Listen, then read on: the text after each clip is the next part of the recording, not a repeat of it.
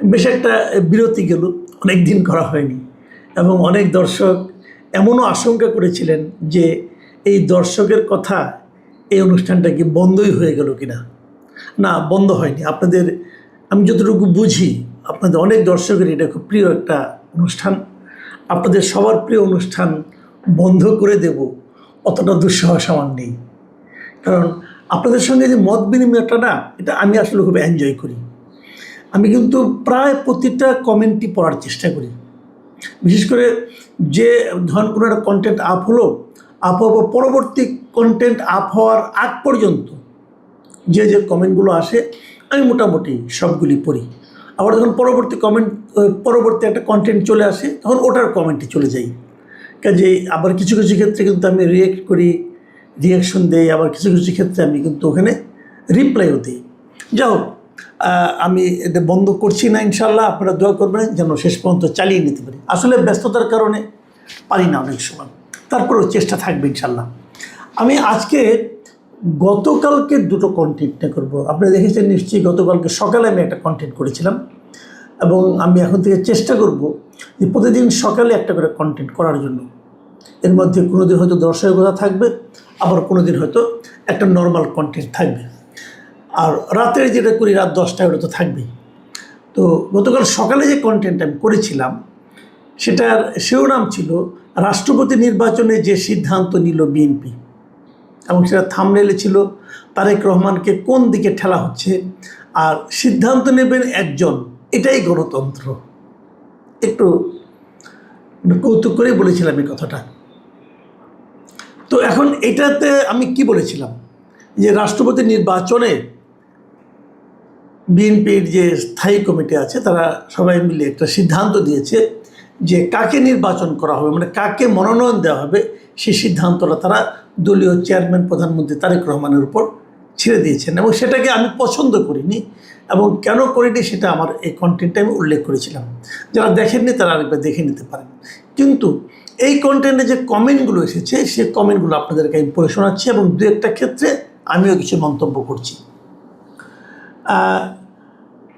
মতিন রানা তিনি লিখেছেন, সুধী মহাজনকে রাষ্ট্রপতি করবে বিএনপি, এত বোকা নয়। এর চাইতে তো শাহাবুদ্দিন নিরাপদ। সুধী মহাজনকে রাষ্ট্রপতি করা হলে 2 বছরের মধ্যে জামায়াত এনসিপি ক্ষমতায় আসবে। এই মন্তব্যটা এই কারণে এসেছে, ওখানে আমি এক জায়গায় বলেছিলাম যে কেউ কেউ ডক্টর মোহাম্মদ ইউনূসকে রাষ্ট্রপতি করার কথা বলা বলি করছে এবং তার জন্য দেন দরবার শুরু করেছে। সেই প্রসঙ্গে মতিন রানা সাহেবের এই মন্তব্য।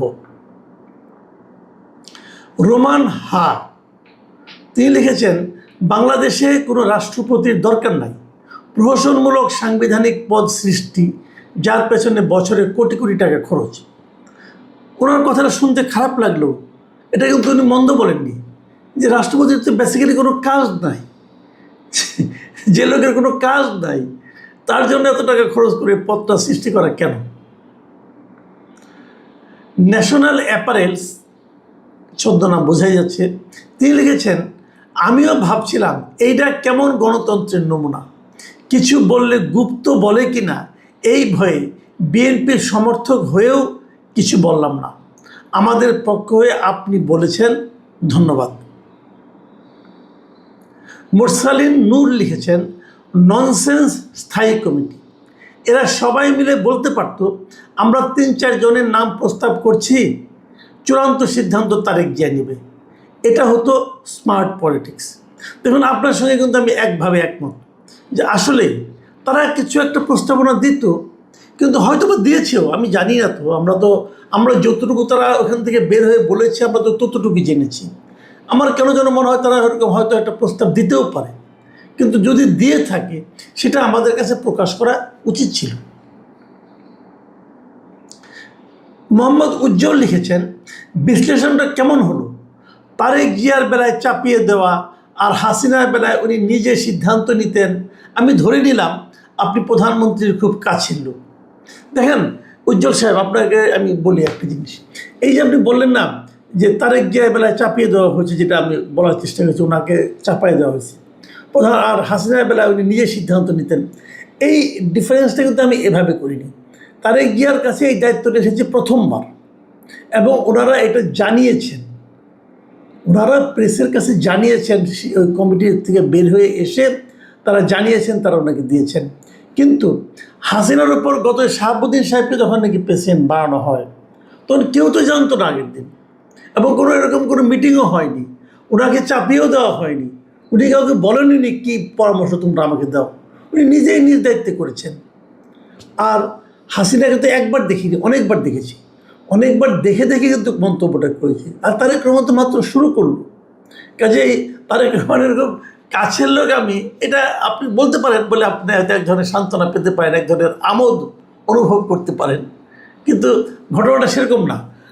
ওনার কাছের লোক অনেক আছে, অনেক সাংবাদিক ওনার কাছের লোক আছে। আমি তো ওনার সমালোচনা করেছি, তাই না? সমালোচনা করলে কাছের লোক কীভাবে হলো? যা হোক, কাছের লোক হলেও সমস্যা নাই, দূরের লোক হলেও সমস্যা নাই, আমার কাজটা আমি করে যাবো, আপনি যেভাবে দেখেন। আতিকুর রহমান লিখেছেন, বাকশালের গঠনতন্ত্র এমন ছিল, সকল সিদ্ধান্ত নেবেন দলের প্রধান। কি সুন্দর মস্তিষ্কহীন হ্যাডমওয়ালা নেতারা। সর্বোপরি মাসুদ কামাল ভাই ধন্যবাদ আঘাতটা সঠিক পয়েন্টে করার জন্য। রফিকুল ইসলাম লিখেছেন, হয়তো কমিটিতে সিদ্ধান্ত ৩-৪ জনের নাম এসেছে, তার মধ্য থেকে একজনকে বেছে নেওয়ার জন্য প্রধানমন্ত্রীকে হয়তো অনুরোধ করা হয়েছে। এটা আমার আনুমানিক কথা। হ্যাঁ, দেখেন রফিক সাহেব, আপনি 3টা সেন্টেন্স লিখেছেন। প্রথম সেন্টেন্সে বলেছেন হয়তো কমিটিতে 3-4 জনের নাম, দ্বিতীয় সেন্টেন্সে লিখেছেন হয়তো প্রধানমন্ত্রীকে অনুরোধ করা হয়েছে, তৃতীয় সেন্টেন্স লিখেছেন এটা আমার আনুমানিক কথা। মানে আপনি 3টার কোনোটাই কিন্তু কনফার্ম না, আমিও কনফার্ম না, হয়তো এরকম হতেও পারে, হলে ভালো। কিন্তু আমার বক্তব্য হলো কি, যদি এরকম হয়েও থাকে সেটা তো আমরা জানি না, ওনারা আমাদের জানালেই পারতেন। কারণ আমাদেরও কিন্তু জানার দরকার আছে, কারণ জানার দরকার আছে, এই জানার উপরেই কিন্তু আমরা ওনাদের ব্যাপারে সিদ্ধান্ত নিই। কাজেই এই হয়তোকে আমরা কতটুকু ধরবো আমি বুঝতে পারছি না।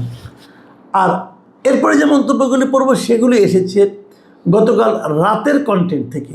গতকাল রাতের কন্টেন্টটা মূলত ছিল জামাতে ইসলামকে নিয়ে।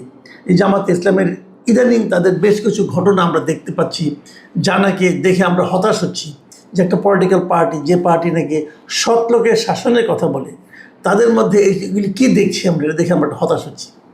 সেটার উপর এবারে কিছু মন্তব্য আপনাদেরকে পড়ে শোনাচ্ছি। মোখলেসুর রহমান লিখেছেন, মাসুদ ভাই, জামায়াত এখন যা করছে এটাই জামায়াতের আসল চরিত্র। উইন 8900 লিখেছেন, হাফ ক্ষমতা পেয়ে যে পরিস্থিতি ভাই, এরা ফুল ক্ষমতায় গেলে দেশের পরিস্থিতি যে কি হবে তার কিছুটা নমুনা দেখা যাচ্ছে। মোহাম্মদ খাদেম আলী লিখেছেন, যার যার চরিত্র তা একদিন না একদিন প্রকাশ পাবেই। যেমন এগুলো নিয়ে আমি কী মন্তব্য করবো, এটা তো আপনি বুঝতেই পারছেন। শাহনাজ আক্তার লিখেছেন, আসসালামু আলাইকুম স্যার, আপনাকে অসংখ্য অসংখ্য ধন্যবাদ স্যার, এই জন্যই আপনাকে এত ভালো লাগে, এত সুন্দর করে বিশ্লেষণ করেন, মুগ্ধ হয়ে শোনা ছাড়া উপায় নাই। আপনার সৎ সাহসী মানসিকতা দেখে আমি অনেক মুগ্ধ হই, আপনার ভিডিও দেখে অনেক কিছু শেখা যায়। আমি কিন্তু টকশো পছন্দ করতাম না, তবে আপনার ভিডিও দেখে আমি অনেক কিছু শিখতে পেরেছি। আপনাকে অসংখ্য ধন্যবাদ শাহনাজ আক্তার, আপনি আমার প্রশংসা করেছেন, ভালো লাগলো। আব্দুল কাদের সিদ্দিক অপু, তিনি লিখেছেন, শরিয়া আইন অনুযায়ী এদের কি বিচার হওয়া উচিত? হ্যাঁ অপু সাহেব, আমি আপনার সঙ্গে একমত, কিন্তু কারণ ওনারা কিন্তু শরিয়া আইনের কথাই বলেন। এখন আমাদের জানতে হবে শরিয়া আইনে এই সমস্ত কর্মকাণ্ডের আদৌ কোনো বিচার আছে কিনা, থাকলে সেটা কি বিচার হবে। তবে এই বিচার সম্পর্কে, এই অপরাধ সম্পর্কে, এই পাপ সম্পর্কে আরেকজন কমেন্ট করেছেন, একটু পরে সেটা আমরা পাবো, সেটাও আপনারা শুনবেন। জাফর আহমেদ শিকদার লিখেছেন, জামাত শিবির আগে গুপ্ত ছিল, কে কোন পদে কেউ জানতো না, তাই সাংবাদিকরা আগের অপকর্মে দলের পরিচয় লিখতে পারতো না, এখন প্রকাশ্যে আসায় দলীয় পরিচয় পাওয়া যাচ্ছে। এই জাফর আহমেদ শিকদার সাহেব কিন্তু একদম ভুল বলেননি, আমারও তাই মনে হয়। কিন্তু কারণ আগে তো যারা করতো তারা হয়তো আওয়ামী লীগের ছত্রছায়া ছিল অথবা অন্য কোনো জায়গায় ছিল, আমরা তো জানতে পারতাম না। তখন আমরা ওই দলের বদনামটা করতাম, ওই দলের সমালোচনা করতাম। কিন্তু এখন যেহেতু প্রকাশ্যে চলে এসেছে, কিন্তু প্রকাশ্যে আসার ফলে তাদের স্বভাব তো আর চেঞ্জ হয় নাই, যে কারণে এখন আমরা জানতে পারছি। MCR-20 লিখেছেন, ভালো বিষয় সিলেক্ট করেছেন, একেবারে সময় উপযোগী। জামাত যাই করুক আল্লাহ তাদের মাফ করে দিবেন। সবাই জামাতের পিছনে লেগেছে।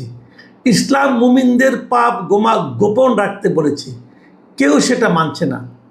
মানে এটা পড়লে পর দর্শকরা আপনারা নিশ্চয়ই বুঝতে পারছেন উনি আসলে কী বলতে চেয়েছেন। এটা কি ব্যঙ্গ করে বলা হচ্ছে নাকি সিরিয়াসলি বলা হচ্ছে, এটা নিয়ে অনেকের মধ্যে হয়তো একটা কনফিউশন থাকতে পারে। আমার মনে কিন্তু নাই, কিন্তু এটা আসলে কি আপনারা নিজেরাও বুঝতে পারছেন যে ইসলাম মুমিনদের পাপ গোপন রাখতে বলেছে, এই ধরনের পাপ গোপন রাখতে বলেছে। যাই হোক, সেটা আপনারা ভাবুন। এরপরে লিখেছেন সাখাওয়াত। সাখাওয়াত যে বলেছিলাম যে পাপের শরিয়া আইনে বিচার হবে কিনা, সাখাওয়াত লিখেছেন 12 রাকাত নফল নামাজ পড়লে নাকি আকাম করার সব গুনাহ মাফ করে দেয়, ফতোয়া দিয়ে সব হালাল করে নেয়। এই যে কথাটা লিখেছেন উনি, এটাও আমি জানি না, হয়তো ব্যঙ্গ হতে পারে, বাট আমি এরকম কখনো শুনিনি। এরকম কেউ করে কিনা সেটাও আমি বলতে পারবো না। এখন উনি যখন লিখেছেন হয়তো উনি জানেন, অথবা হয়তো উনি কোথাও শুনেছেন, অথবা হয়তো ওনাকে জামাতের অথবা এই ধরনের যারা আছেন তারা হয়তো বলেছেন যে এটা করলে পরে সব গুনাহ মাফ হয়ে যায়। কিন্তু আমার জানা মতে এরকম হওয়ার কোনোই কারণ নাই, এবং এ ধরনের কোনো রীতি নিয়ম বা ফতোয়া আছে বলে আমার জানা নাই। সামিউর রহমান লিখেছেন, মাসুদ ভাই সব সময়ই এমন, আমি খুব ছোটবেলাতেই মাদ্রাসার বন্ধু বান্ধবদের কাছে বহু কাহিনী শুনেছি, কিন্তু বিশ্বাস করতাম না। এখন বেশি প্রমাণসহ প্রকাশ হচ্ছে 2 কারণে। 1 নম্বর কারণ সোশ্যাল মিডিয়ার কল্যাণে, 2 নম্বর কারণ ক্ষমতার কাছাকাছি আসার পর লজ্জা একটু কমে গেছে। হতে পারে, আমি এটা নিয়ে নিশ্চিতভাবে কিছু বলতে পারছি না। আইনাল হক লিখেছেন, আপনি যত জামাতকে নিয়ে সমালোচনা করবেন জামাতের জনপ্রিয়তা তত আরও বাড়বে। এই যে কথাটা আইনাল হক সাহেব বলছেন না, আমি আপনার সঙ্গে ভাই একমত না, একদমই একমত না। কারণ আমি যদি সমালোচনাটা তথ্যের উপর ভিত্তি করে করি তাহলে জামাতের জনপ্রিয়তা বাড়বে কেন? আমি যে কথাটা বলছি সেটা যদি ঘটনা সত্য হয় জামাতের জনপ্রিয়তা বাড়বে কেন? ধরা যাক আপনার কিশোর সন্তানকে আপনি মাদ্রাসায় দিয়েছেন, সেখানে সে কোনোভাবে এই ধরনের বলৎকারের শিকার হলো। আপনি হয়তো মাদ্রাসা যখন দিয়েছিলেন তখন তো মাদ্রাসার শিক্ষাটার প্রতি আপনার একটা ভালোবাসা ছিল। মাদ্রাসার শিক্ষার জন্য ওখানে যে সমস্ত হুজুররা থাকেন, যে সমস্ত টিচাররা থাকেন, তাদের উপর আপনার একটা শ্রদ্ধা ছিল। এখন যদি ওই লোকটা আপনার শিশুকে, আপনার সন্তানকে বলৎকার করে, ওই টিচারের উপরে আপনার শ্রদ্ধা কি থাকবে? আপনি বলেন থাকবে ভাই?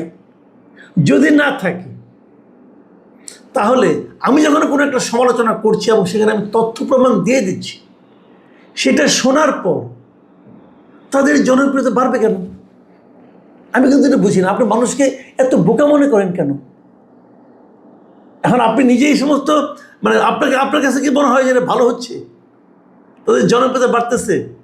এত অন্ধ হয়েন না, কোনো দলের প্রতি অন্ধ হয়েন না ভাই।